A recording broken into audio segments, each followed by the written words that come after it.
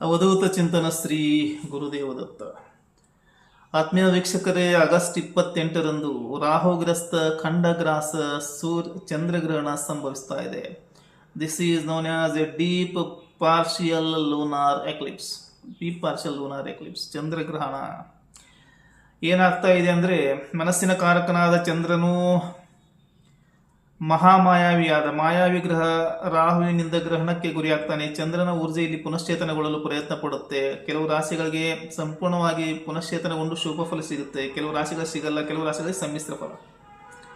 ಇನ್ನು ನಿಮ್ಮದು ವೃಶ್ಚಿಕ ರಾಶಿಯಾಗಿದೆ. ವೃಶ್ಚಿಕ ರಾಶಿಗೆ ಗ್ರಹಣ ರಾಹುಗ್ರಸ್ತ ಚಂದ್ರಗ್ರಹಣ ಇಲ್ಲಿ 4ನೇ ಭಾವದಲ್ಲಿ ನಡೀತಾ ಇದೆ, ವಾಯು ರಾಶಿಯಲ್ಲಿ ನಡೀತಾ ಇದೆ. ವೃಶ್ಚಿಕ ರಾಶಿ ಒಂದು ಜಲರಾಶಿಯಾಗಿದೆ. ಜಲರಾಶಿಗಳಿಗೆ ಗ್ರಹಣ ಶುಭ ಫಲಗಳನ್ನು ಕೊಡ್ತಾ ಇಲ್ಲ. ಇದರ ಜೊತೆ ಇದು ಭಾವಾಧಾರಿತ 4ನೇ ಭಾವದಲ್ಲಿ ಗ್ರಹಣ ಎಂದಿಗೂ ಶುಭ ಫಲ ಕೊಡಲ್ಲ. ಇಲ್ಲಿ ಗ್ರಹಣಕ್ಕೆ ಗುರಿಯಾಗುವ ಗ್ರಹ ಚಂದ್ರನಾಗಿದ್ದಾನೆ, ಗ್ರಹಣವನ್ನುಂಟು ಮಾಡುವ ಗ್ರಹ ರಾಹುವಾಗಿದ್ದಾನೆ. ಗ್ರಹಣಕ್ಕೆ ಗುರಿಯಾಗುವ ಗ್ರಹ ನಿಮ್ಮ ವೃಶ್ಚಿಕ ರಾಶಿಗೆ ಸಂಬಂಧಪಟ್ಟಂತೆ ಆತ ಭಾಗ್ಯಭಾವದ ಅಧಿಪತಿಯಾಗಿದ್ದಾನೆ. 9th lord is placed in 4th house and is getting eclipsed. ಇದು ನಡೀತಾ ಇದೆ. ಇದು ನಿಶ್ಚಿತವಾಗಿಯೂ ಕೂಡ ಅಶುಭ ಫಲಗಳನ್ನು ನೀಡುತ್ತದೆ. ಮೈಂಡ್ ಎನರ್ಜಿ ಇಲ್ಲಿ ಟೋಟಲಿ ಬ್ಯಾಲೆನ್ಸ್ ಆಗಲ್ಲ. ಸೈಕಾಲಜಿಕಲ್ ಅಪ್ಸ್ ಆ್ಯಂಡ್ ಡೌನ್ಸು, ಮಾನಸಿಕ ಸ್ಥಿತಿಗತಿಗಳಲ್ಲಿ ಏರಿಳಿತ, ವಿಪರೀತ ಏರಿಳಿತವನ್ನು ಕಾಣಬಹುದು. ಮನಸ್ಸು ಬಂಧನಕ್ಕೆ ಗುರಿಯಾಗುವ ಸಾಧ್ಯತೆ ಇದೆ. ಮಾನಸಿಕವಾಗಿ ಸೀಮಿತವನ್ನು ಕಳೆದುಕೊಳ್ಳುವಂಥ ಇದು ಅವಧಿಯಾಗಿರುತ್ತದೆ. 6 ತಿಂಗಳವರೆಗೆ ಎಚ್ಚರಿಕೆಯಿಂದ ಇರಬೇಕು. ಮನಸ್ಸಿಗೆ ಬಂಧನ ನೀಡ್ತಾ ಇದೆ. ಯಾವುದೇ ರೀತಿಯ ರಿನ್ಯೂವಲ್ ಆಗ್ತಾ ಇಲ್ಲ, ಪುನಶ್ಚೇತನ ಆಗ್ತಾ ಇಲ್ಲ, ರಿಫ್ರೆಶ್ ಆಗ್ತಾ ಇಲ್ಲ. So Rahu is unable to filter the moon's energy, the energy of the mind. ಇದರಿಂದ ಏನಾಗ್ತಾ ಇದೆ, ಮನಸ್ಸಿಗೆ ಬಂಧನ ಬರ್ತಾ ಇದೆ. ಕೆಲವು ಸಡನ್ ಇವೆಂಟ್ಗಳು ನಡೀತವೆ ರಿಲೇಟೆಡ್ ಟು ಯುವರ್ ಫಾರ್ಚೂನ್, ಭಾಗ್ಯಕ್ಕೆ ಸಂಬಂಧಪಟ್ಟಂಥ ಆಕಸ್ಮಿಕ ಘಟನೆಗಳು. ರಾಹು ಆಕಸ್ಮಿಕ ಘಟನೆಗಳನ್ನು ಜರುಗಿಸುವಂಥ ಗ್ರಹ, ಆಕಸ್ಮಿಕ ಫಲಗಳನ್ನು ನೀಡುವಂಥ ಗ್ರಹ. ಗ್ರಹಣದ ಮುಖಾಂತರ 6 ತಿಂಗಳ ಅವಧಿಯಲ್ಲಿ ರಾಹು ಸುಖ ಭಾವದಲ್ಲಿ ನಡೆಯೋದ್ರಿಂದ ಇಲ್ಲಿ ಸುಖ ಭಂಗವನ್ನುಂಟು ಮಾಡ್ತಾನೆ, ಸುಖಕ್ಕೆ ಹಾನಿಯನ್ನುಂಟು ಮಾಡ್ತಾನೆ. ರಾಹು 4ನೇ ಭಾವದಲ್ಲಿ ಗ್ರಹಣ ಮಾಡಿದ ಕಾರಣ ಇಲ್ಲಿ ಗ್ರಹ ತ್ಯಾಗ ಯೋಗ, ಕುಟುಂಬದಲ್ಲಿ ಮಾನಸಿಕ ನೆಮ್ಮದಿ ಇರಲ್ಲ. There is no mental peace at the home environment. Totally the domestic life has been disturbed. ಅಶುಭ ಫಲಗಳನ್ನು ನೀಡುತ್ತಾ ಇದೆ ಗ್ರಹ astrology as it is.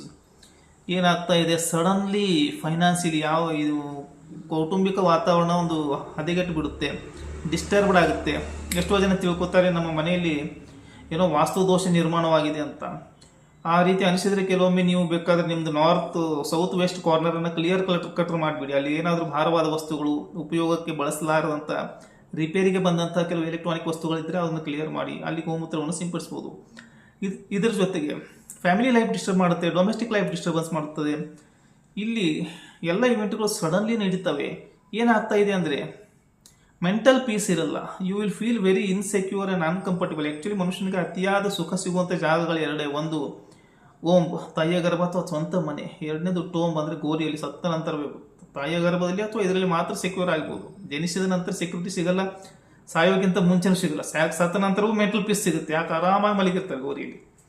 So ಏನಾಗ್ತಾ ಇದೆ, you will lose your mental peace. Rahu create disturbing energy, mind energy, feel insecure, feel uncomfortable. ಕುಟುಂಬದ ಸದಸ್ಯರಲ್ಲಿ ಭಿನ್ನಾಭಿಪ್ರಾಯಗಳು ಬರ್ತವೆ. ಯಾವುದೇ ಒಂದು ವಾಯು ಮಾಧ್ಯಮ ಡಿಸ್ಟರ್ಬ್ ಆಗಿದೆ, ಮನೆಯಲ್ಲಿ ಸೇರ್ಕೊಂಡಿದೆ.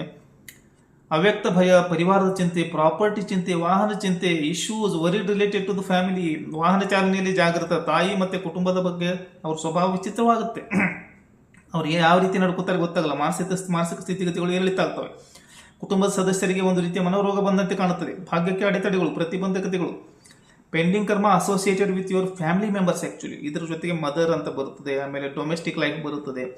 ಈ ಸ್ಥಾವರ ಜಂಗಮಗಳು ಏನಿದಾವೆ, ಯಾವುದು ನಿಮ್ಮದು ಲ್ಯಾಂಡ್ಸು, ಬಿಲ್ಡಿಂಗ್ಸು, ಪ್ರಾಪರ್ಟೀಸ್, ವೆಹಿಕಲ್ಸು, ಇದರ ಬಗ್ಗೆ ರಾಹು ಭ್ರಮೆಯನ್ನು ನಿರ್ಮಾಣ ಮಾಡಿಬಿಡ್ತಾನೆ.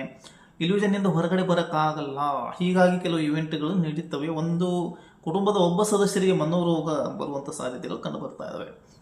ರಾಹು ನಿಮ್ಮ ಚಂದ್ರನ ಊರ್ಜೆಯನ್ನು ಸ್ಕ್ಯಾನ್ ಮಾಡ್ತಾ ಇಲ್ಲ, 0% ಸ್ಕ್ಯಾನಿಂಗ್ ಆಗ್ತಾ ಇದೆ. There is no renewal, there is no ಪುನಶ್ಚೇತನ, there is nothing, there is no refreshment.